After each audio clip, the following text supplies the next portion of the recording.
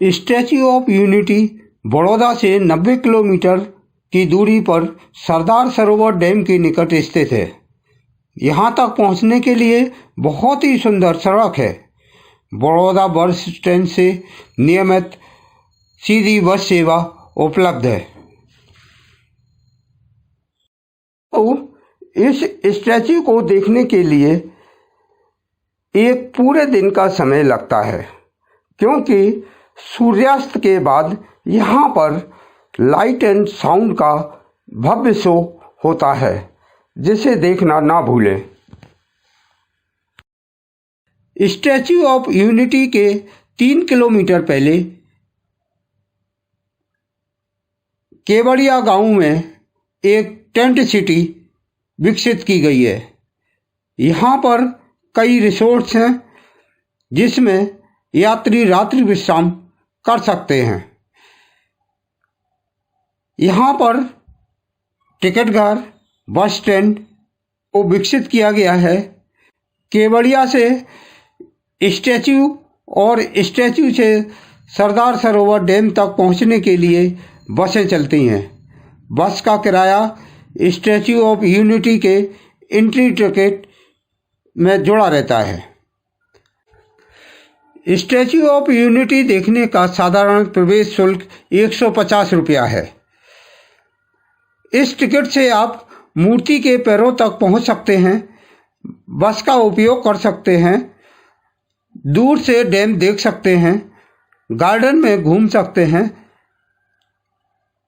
लेकिन भीड़ अधिक होने पर आपको काफ़ी समय तक लाइन में भी लगना पड़ सकता है तथा दूसरा टिकट 350 रुपये का है। इसमें मूर्ति के अंदर बनी लिफ्ट के द्वारा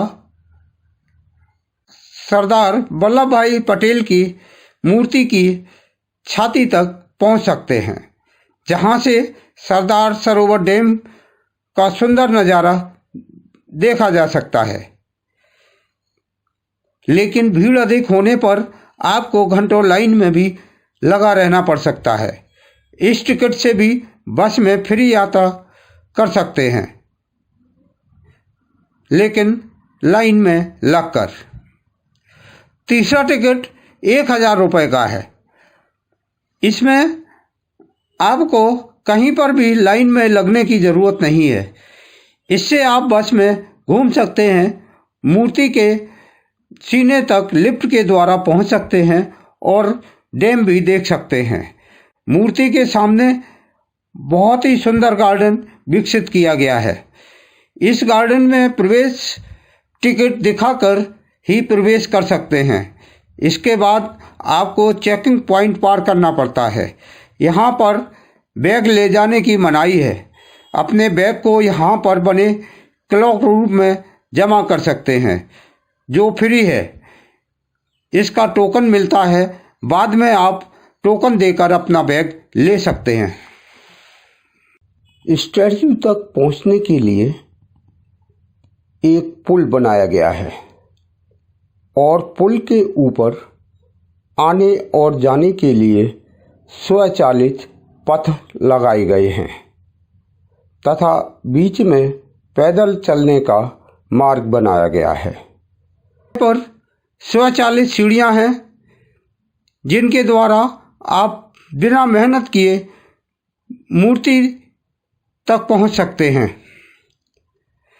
यदि आप स्वचालित सीढ़ियों का उपयोग नहीं करना चाहते हैं तो आप साधारण सीढ़ियों का उपयोग भी कर सकते हैं।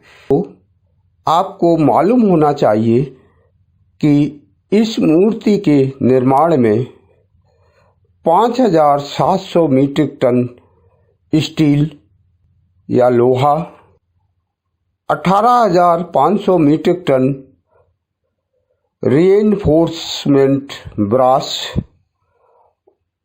और 22,500 मीट्रिक टन सीमेंट का उपयोग किया गया है। यह स्टैच्यू 180 किलोमीटर प्रति घंटे की रफ्तार से चलने वाली हवाओं में भी स्थिर खड़ा रहेगा तथा 6.5 तीव्रता के भूकंप के झटकों को भी सहन कर सकता है। इस स्टैच्यू के निर्माण में भारतीय मजदूरों और कारीगरों के साथ लगभग 200 चीनी कारीगरों ने भी काम किया है। इस स्टैच्यू के बनने में लगभग 4 वर्ष का समय लगा और लगभग 3000 करोड़ रुपए खर्च हुए। इस मूर्ति के अंदर 2 लिफ्ट लगी हुई हैं। इन लिफ्ट के द्वारा मूर्ति के सीने तक पहुंचते हैं। यहाँ से पूरे डैम का विहंगम दृश्य दिखाई देता है। यह विश्व की सबसे ऊंची प्रतिमा है। इसकी ऊंचाई 182 मीटर है, जो लगभग 7 मंजिल के बराबर है। यह स्टैच्यू एकता का प्रतीक है और इस स्टैच्यू का निर्माण भारत की L&T कंपनी ने किया है। कुछ सीढ़ियां चढ़ने के बाद हम मूर्ति के पैरों तक पहुंच जाते हैं। यहाँ पहुंचकर लगता है कि मूर्ति कितनी विशाल है। सभी सैलानी मूर्ति के पैरों के पास खड़े होकर फोटो खिंचवाते हैं और श्री मोदी जी को बार बार याद करते हैं। वाह मोदी, आपने देशवासियों को स्टैच्यू के रूप में एक नायाब तोहफा दिया है, जिसमें संपूर्ण संसार में भारत का नाम गौरवान्वित किया है। कुछ लोग तो यहाँ पर मोदी जी के नाम के जयकारे लगाने लगते हैं।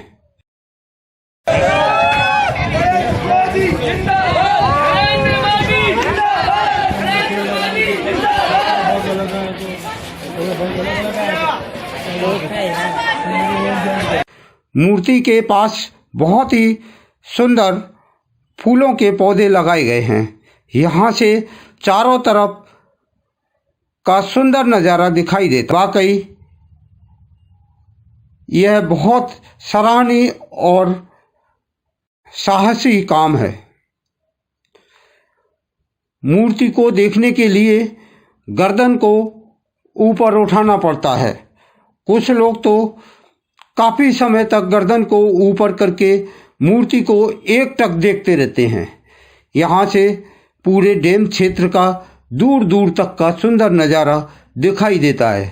ऑफ यूनिटी भारत के प्रथम उप प्रधानमंत्री तथा प्रथम गृह मंत्री श्री वल्लभ भाई पटेल को समर्पित है, जो भारत के गुजरात राज्य में स्थित है।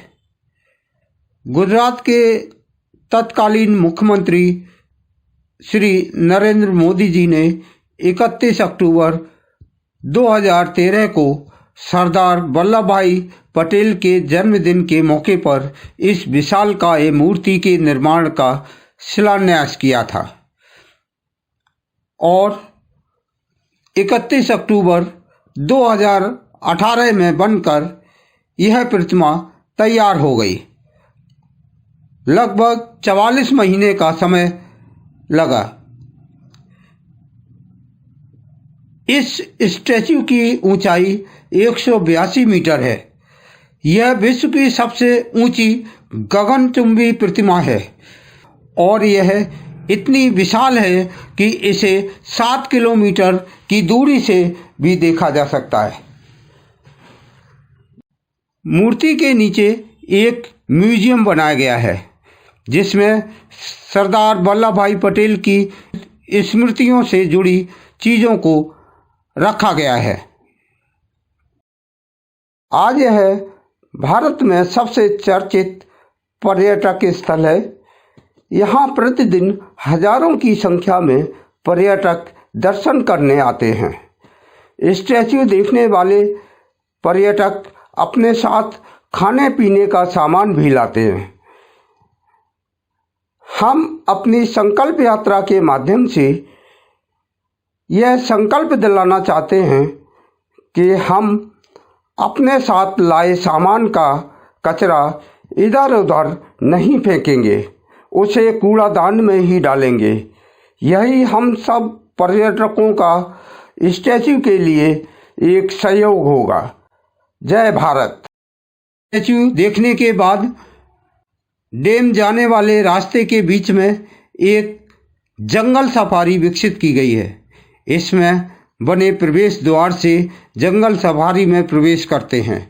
बड़े बड़े विशालकाय डायनासोर और उनके मुख से निकलती डरावनी आवाज़ों से अंदर का वातावरण भी डरावना हो जाता है।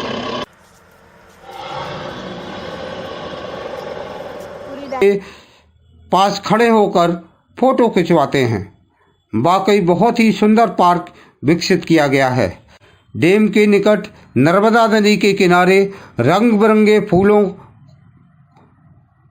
को विकसित किया गया है, जिसे फ्लावर वैली के नाम से जाना जाता है। वाकई पूरे क्षेत्र को बहुत ही सुंदर तरीके से विकसित किया गया है। इसके लिए हम श्री मोदी जी को बार बार सलाम करते हैं। लगभग आधा किलोमीटर चलने के बाद हम डैम के व्यू पॉइंट तक पहुंच जाते हैं। यह है सरदार सरोवर डैम का व्यू पॉइंट। यहाँ से सरदार सरोवर डैम का सुंदर नज़ारा दिखाई देता है। दोस्तों, यह डैम भारतवर्ष का दूसरा सबसे बड़ा डैम है। यह नर्मदा नदी पर बना हुआ है। इसकी ऊंचाई 138 मीटर है। यह डैम गुजरात के लिए वरदान साबित हुआ है। नर्मदा के जल को नहरों के द्वारा पूरे गुजरात में पहुंचाया गया है। यहाँ पर बनने वाली बिजली का बड़ा हिस्सा मध्य प्रदेश को मिलता है और पानी राजस्थान, महाराष्ट्र और गुजरात को मिलता है। अभी आपने हमारा वीडियो देखा। आपको हमारा वीडियो कैसा लगा? अपने सुझाव हमें कमेंट बॉक्स में लिखें। अगर आपने हमारे वीडियो को अभी तक सब्सक्राइब नहीं किया हुआ है तो एक बार सब्सक्राइब ज़रूर कर लें, जिससे हमारे आने वाले वीडियो आपके पास तक पहुंच सके। Thank you.